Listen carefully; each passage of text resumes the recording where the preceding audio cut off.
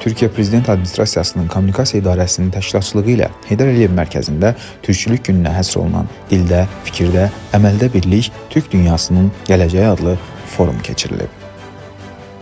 Tədbirdə Türk Dövlətləri Təşkilatına üzv olan ölkələrin rəsmiləri ilə yanaşı, Pakistanın ölkəmizdəki səfiri, çoxlu sayda qeyri-hökumət təşkilatları nümayəndələri, ictimai-siyasi xadimlər, elm adamları iştirak ediblər. Bugün çox anlamlı, çox əhəmiyyətli bir tədbirdə birlikdəyik. Türk dünyası olaraq, Azərbaycan, Türkiyə olaraq, Şimali Kipr olaraq, Özbəkistan, Türkmənistan, Qazaxıstan, Qırğızıstan. Bugün Türkçülük günüdür. Bugün Türklüyün belə deyim ki, inkişafında böyük bir əhəmiyyəti olan bir günün təsis edildiyi bir gündür.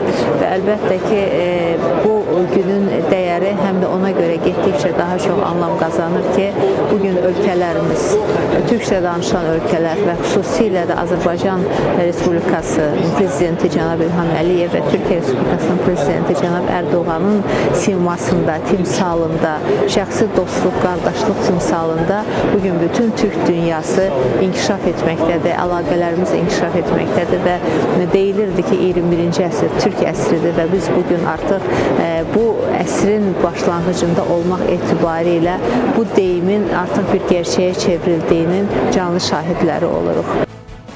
Aytaç Xəlilova, Elnur Nəbiyev, Biznes TV.